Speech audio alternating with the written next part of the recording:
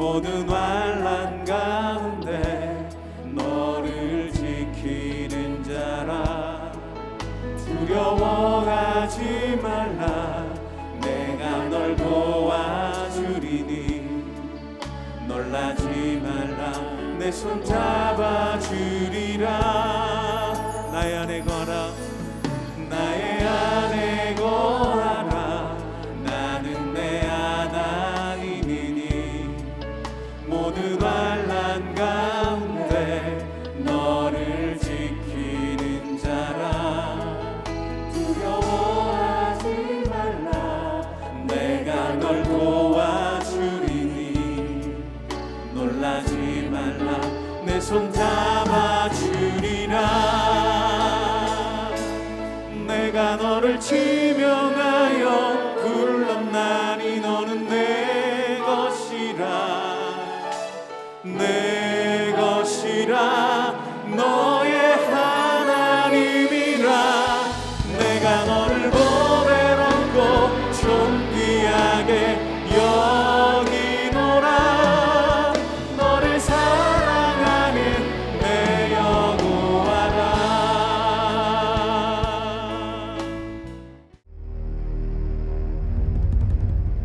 요셉을 양떼같이 인도하시는 이스라엘의 목자여, 귀를 기울이소서. 그룹 사이에 좌정하신 이여, 빛을 비추소서. 에브라임과 베냐민과 므낫세 앞에서 주의 능력을 나타내사 우리를 구원하러 오소서. 하나님이여, 우리를 돌이키시고 주의 얼굴빛을 비추사 우리가 구원을 얻게 하소서. 만군의 하나님 여호와여, 주의 백성의 기도에 대하여 어느 때까지 노하시리이까? 주께서 그들에게 눈물의 양식을 먹이시며 많은 눈물을 마시게 하셨나이다. 우리를 우리 이웃에게 다툼거리가 되게 하시니 우리 원수들이 서로 비웃나이다. 만군의 하나님이여, 우리를 회복하여 주시고 주의 얼굴의 광채를 비추사 우리가 구원을 얻게 하소서. 주께서 한 포도나무를 애굽에서 가져다가 민족들을 쫓아내시고 그것을 심으셨나이다. 주께서 그 앞서 가꾸셨으므로 그 뿌리가 깊이 박혀서 땅에 가득하며 그 그늘이 산들을 가리고 그 가지는 하나님의 백향목 같으며 그 가지가 바닥까지 뻗고 넝쿨이 강까지 미쳤거늘 주께서 어찌하여 그 담을 허시사 길을 지나가는 모든 이들이 그것을 따게 하셨나이까? 숲속의 멧돼지들이 상해하며 들짐승들이 먹나이다. 만군의 하나님이여, 구하옵나니 돌아오소서. 하늘에서 굽어보시고 이 포도나무를 돌보소서. 주의 오른손으로 심으신 줄기여, 주를 위하여 힘있게 하신 가지니이다. 그것이 불타고 배임을 당하며 주의 면책으로 말미암아 멸망하오니 주의 오른쪽에 있는 자, 곧 주를 위하여 힘있게 하신 인자에게 주의 손을 얹으소서. 그리하시면 우리가 주에게서 물러가지 아니하오리니 우리를 소생하게 하소서. 우리가 주의 이름을 부르리이다. 만군의 하나님 여호와여, 우리를 돌이켜 주시고 주의 얼굴의 광채를 우리에게 비추소서. 우리가 구원을 얻으리이다. 오늘 하루도 하나님께서 우리에게 풍성한 은혜와 평강을 주실 줄 믿습니다. 본 시편은 북이스라엘이 아수르에게 처참하게 멸망한 것을 경험한 시인이 회복을 소망하며 쓴 시입니다. 시인은 3절, 7절, 14절, 19절에서 반복하여서 회복과 구원을 위해 간절히 간구하고 있습니다. 사실 북이스라엘 백성들은 망하여 고통받기 전에는 자신들이 잘 살고 있는 줄 알았습니다. 그러나 그들의 실상은 회복이 필요할 정도로 심각한 상태였습니다. 그런데 그들은 이것을 잘 인식하지 못하였습니다. 아수르에게 망하여서 눈물의 양식을 먹게 되자 비로소 자신들이 회복되어야 함을 인식합니다. 우리는 정말 완전히 망하여 비참하게 고통을 받기 전에는 자신이 어떠한 상태인지 잘 인식하지 못하는 것 같습니다. 망하고 난 후 눈물 젖은 빵을 먹어봐야 비로소 자신이 잘못되었고 정말 회복이 필요하다는 사실을 인식하게 되는 것입니다. 우리 역시 코로나로 인하여 삶의 모든 영역에서 회복의 은혜가 필요한 때를 살고 있습니다. 본문을 통하여서 회복을 위해 필요한 것들을 살펴보고 적용함으로 회복의 은혜를 풍성하게 누릴 수 있기를 소망합니다. 회복을 위해 필요한 것, 그 첫 번째는 망하게 된 원인을 잘 파악하기입니다. 원인을 잘 파악해야 병도 잘 고칠 수 있는 것입니다. 원인을 잘못 파악하면 결국 건강을 완전히 망치게 되는 것입니다. 고대 근동은 신정국가들이었습니다. 따라서 한 나라가 패한 것은 그 나라가 섬기는 신이 약하기 때문이라고 생각을 했습니다. 북이스라엘 백성들도 그렇게 생각했을 가능성이 큽니다. 자신들이 섬기는 하나님이 아수르가 섬기는 신보다 약하기 때문에 자신들이 망하게 되었다는 것입니다. 그러나 이것은 잘못된 생각입니다. 망하게 된 원인을 잘못 파악한 것입니다. 그래서 시인은 자신들이 망하게 된 원인을 분명하게 밝히고 있는 것입니다. 3절과 4절에는 이런 표현들이 나옵니다. 하나님이여 우리를 돌이키시고 주의 백성의 기도에 대하여 어느 때까지 노하시리이까? 한마디로 말해 북이스라엘이 하나님께 대하여 범죄하였기 때문에 하나님이 노하고 계신다는 것입니다. 그래서 지금 망하게 되었다는 것입니다. 그래서 우리를 돌이켜달라고 간절히 간구하고 있는 것입니다. 다시 말해 그들이 망하게 된 원인은 그들이 범죄하여 하나님과의 관계가 무너졌기 때문이라는 것입니다. 이렇게 관계가 무너진 원인은 무엇일까요? 10절과 11절 말씀 읽겠습니다. 그 그늘이 산들을 가리고 그 가지는 하나님의 백향목 같으며 그 가지가 바닥까지 뻗고 넝쿨이 강까지 미쳤거늘. 한마디로 그들이 너무 번성하여서 교만해졌기 때문이라는 것입니다.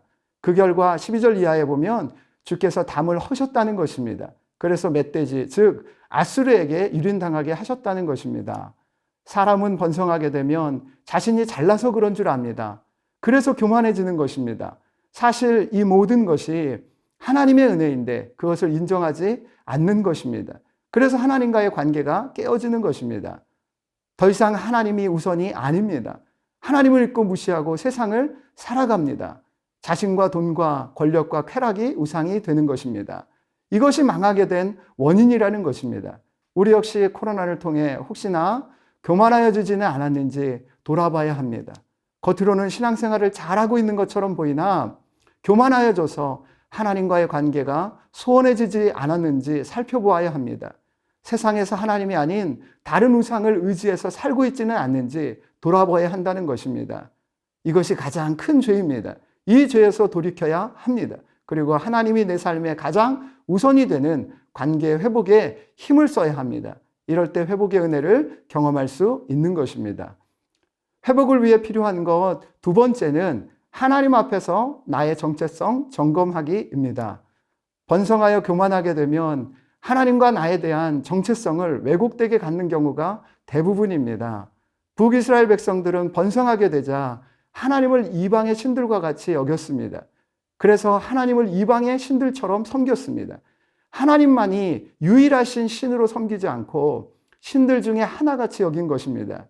이방의 신들은 내 욕망을 채워주기 위해 존재하는 신들입니다. 그래서 내 욕망을 채우기 위해 그 신들을 달래는 것입니다. 그 신이 내 욕망을 채우지 못하면 다른 신에게 가서 그 신을 달래는 것입니다. 그래서 신들이 많이 있는 것입니다. 그러나 하나님은 그런 분이 아니라는 것입니다. 하나님은 내 욕망을 채우기 위해 존재하는 분이 아닙니다. 하나님은 내가 내 더러운 욕망을 내려놓고 온전히 순종해야 할 분이십니다. 망하게 된 고통을 통해 하나님이 어떠한 분이신지 제대로 그 정체성을 알고 그 정체성에 합당하게 섬길 때 회복의 은혜를 누릴 수 있는 것입니다. 그럼 하나님은 어떤 분이실까요? 1절에 보면 요셉을 양떼같이 인도하시는 이스라엘의 목자여 귀를 기울이소서 그룹 사이에 좌정하시니여 빛을 비추소서. 하나님은 목자라는 것입니다. 하나님이 공급자이시고 인도자가 되신다는 것입니다. 하나님은 또한 그룹 사이에 좌정하시니 즉 거룩하신 분이라는 것입니다. 2절 말씀을 보겠습니다. 에브라임과 베냐민과 문나세 앞에서 주의 능력을 나타내사 우리를 구원하러 오셔서. 하나님은 그 능력을 나타내신 전능자이라는 것입니다. 7절 말씀 보면 만군의 하나님이요. 하나님은 만군의 하나님, 즉 만왕의 왕이시라는 것입니다. 8절에서 16절에 의하면 하나님은 또한 이스라엘을 애굽에서 옮겨 가나안 땅의 민족들을 쫓아내시고 그곳에 심어 번성하게 하신 주권자라는 것입니다. 아수르의 왕이, 아수르의 신이 만왕의 왕, 만주의 주가 아니라 하나님만이 만왕의 왕이시고 모든 나라와 만물을 다스리시는 주권자, 통치자라는 것입니다. 그러므로 모든 것이 하나님께 달려있다는 것입니다. 회복과 구원은 세상 그 어떤 것이 아닌 오직 하나님께만 달려있다는 것입니다. 코로나의 고난을 통해 다시 한번 하나님만이 유일한 우리의 목자시고 거룩한 분이시고 만왕의 왕이시며 주권자이심을 인식하고 믿어야 합니다. 그리고 그에 합당하게 하나님을 섬겨야 합니다. 그럴 때 우리에게 진정한 회복이 있는 것입니다. 이제 생각해 볼 것은 하나님 앞에서 나의 정체성입니다. 하나님 앞에서 나는 도대체 어떠한 존재입니까? 비록 하나님 앞에 죄인이지만 1절에 의하면 요셉과 같은 존재라는 것입니다. 요셉이 어떤 사람입니까? 아버지 야곱에게서 형들과는 다른 특별한 사랑을 받는 존재였습니다. 우리는 이 요셉과 같이 하나님께 특별한 사랑을 받는 존재라는 것입니다. 5절 말씀 보면 주께서 그들에게 눈물의 양식을 먹이시며 많은 눈물을 마시게 하셨나이다. 하나님께서 사랑하시기 때문에 때때로 눈물의 양식을 먹이시고 마시게 하는 자들이라는 것입니다. 즉 사랑하시기 때문에 때때로 고난으로 징계도 하시고 훈련하시는 존재라는 것입니다. 또한 8절과 9절에 의하면 우리는 포도나무 같은 자, 즉 하나님의 손에 붙잡힌 자라는 것입니다. 하나님만이 온전한 목자이시고 전능자시고 만왕의 왕이시고 주권자이시기 때문에 하나님만이 우리를 회복시키실 수 있는 분임을 인식하고 그에 합당하게 섬길 때 회복의 은혜가 시작되는 것입니다. 또한 그 하나님 앞에서 우리는 요셉과 같이 특별한 사랑을 받는 자이고 그래서 때때로 징계와 훈련을 받아 고난을 당할 수 있지만 결국 하나님의 손에 붙잡혀 있는 존재이기 때문에 하나님께 모든 것을 의탁해야 하는 존재라는 사실을 인정하고 하나님께 나아갈 때 회복의 은혜를 누리게 되는 것입니다. 사랑하는 성도 여러분, 코로나를 통해 하나님과 나의 정체성을 온전히 인식하여서 회복의 은혜를 누릴 수 있기를 주님의 이름으로 축복합니다. 마지막으로 회복을 위하여서 필요한 세 번째는 하나님 앞에 엎드려 부르짖기, 즉 간절한 기도하는 것입니다. 회복을 위해 우리가 해야 할 일은 다른 어떤 인간적인 수고와 노력이 아닙니다. 그것으로는 절대 회복할 수 없습니다. 시인은 3절과 7절, 14절과 19절에서 반복적으로 회복과 구원을 위해 부르짖습니다. 우리가 회복을 위해 해야 할 일은 하나님께 나가는 것입니다. 그리고 하나님 앞에서 나의 정체성을 인식하고 뻔뻔하지만 하나님의 긍휼을 의지하여 반복해서 부르짖는 것입니다. 끈질기게 기도하는 것입니다. 반복해서 부르짖는 것을 부끄러워하거나 지루해하지 마십시오. 모든 것은 반복을 통해서 온전케 되는 것입니다. 예수님께서도 반복적으로 강청하는 기도를 비유로 말씀하십니다. 하나님께서 회복시켜 주실 때까지 반복적으로 간절하게 기도해야 합니다. 이 반복적인 부르짖음을 통해 우리는 먼저 하나님과의 개인적인 관계를 회복할 수 있습니다.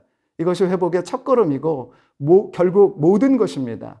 그런데 우리가 우리의 모습과 힘으로 하나님께 나아가 부르짖을 수 있을까요? 아니라는 것입니다. 시인도 이것을 깨달았습니다. 그래서 17절, 18절에서 다음과 같이 고백합니다. 주의 오른쪽에 있는 자, 곧 주를 위하여 힘있게 하신 인자에게 주의 손을 얹으소서. 그리하시면 우리가 주에게서 물러가지 아니하오리니 우리를 소생하게 하소서. 우리가 주의 이름을 부르리이다. 스스로 하나님께 나아가 부르짖을 수 없다는 것을 알고 주의 오른쪽에 있는 자, 곧 주를 위하여 힘있게 하신 인자를 인식하게 된 것입니다. 이분이 누구십니까? 바로 메시아이십니다. 바로 예수 그리스도이십니다. 이 인자에게 하나님의 손을 얹으소서. 다시 말해 하나님께서 권세를 주시면 그것으로 우리가 하나님에게서 물러가지 아니하고 하나님께 더 가까이 갈 수 있고 그 결과 회복되어 하나님의 이름을 부를 수 있게 된다는 것입니다. 예수님을 의지할 때만, 예수님을 통해서만 하나님께 진정한 부르짖는 기도를 할 수 있다는 것입니다. 예수님 없이 우리가 직접 하나님께 나아가 하나님의 빛을 비추이고 그 얼굴을 보게 되면 죽습니다. 왜 그렇습니까? 완전히 거룩하신 하나님 앞에서 우리는 너무도 더러운 존재이기 때문에 그렇습니다. 그러나 거룩하신 하나님이신 예수님께서 우리를 위해 십자가에서 이루신 그 의를 의지하여 예수님의 이름으로 나아가면 우리가 하나님께 직접 나아가도 전혀 문제가 되지 않게 되는 것입니다. 왜 그렇습니까? 우리의 죄가 가리워져 용서받았기 때문입니다. 그러므로 예수님을 의지하여 기도할 때 진정한 회복의 은혜를 누릴 수 있는 것입니다. 이 예수님이 우리와 함께 하십니다. 그리고 우리를 위해 하나님 우편에 중보하고 계십니다. 그리고 하나님께 직접 부르짖어 우리를 위하여서 간구하고 계십니다. 그러므로 우리가 하나님께 직접 부르짖을 수 있는 것입니다. 이 특권이 있음에도 부르짖지 않으시겠습니까? 예수님의 은혜를 의지하여 하나님께 직접 나아가 부르짖음으로 회복의 은혜를 누리시기를 간절히 바랍니다. 이제 마지막으로 생각해 봐야 할 것은 무엇이 진정한 회복이냐는 것입니다. 다시 번성케 되는 것이 회복입니까? 그러면 또 교만해질 텐데요. 포도나무인 이스라엘 백성이 진정으로 회복되는 것은 그 열매를 온전히 맺는 것입니다.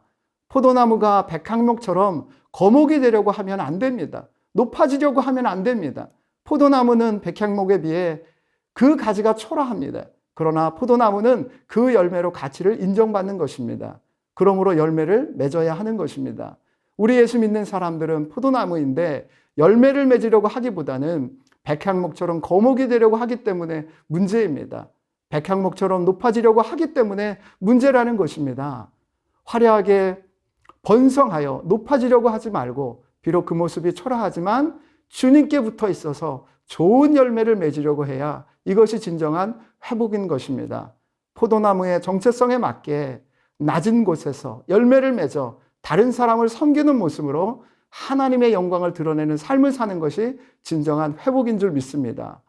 코로나로 고통스러웠지만 이제 코로나 이후에 더 큰 고통들이 찾아올 것입니다.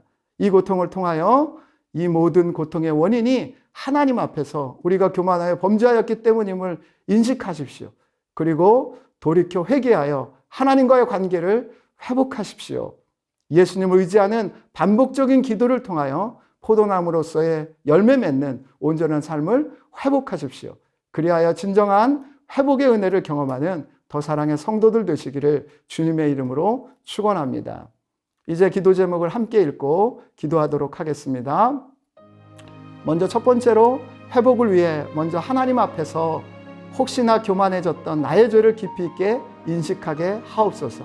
그리고 돌이켜 회개하여 하나님과의 깨어진 관계를 회복하는 은혜를 누리게 하옵소서. 두 번째로 하나님이 어떠한 분이시며 하나님 앞에서 내가 어떠한 존재인지를 바로 깨닫는 은혜를 주옵소서.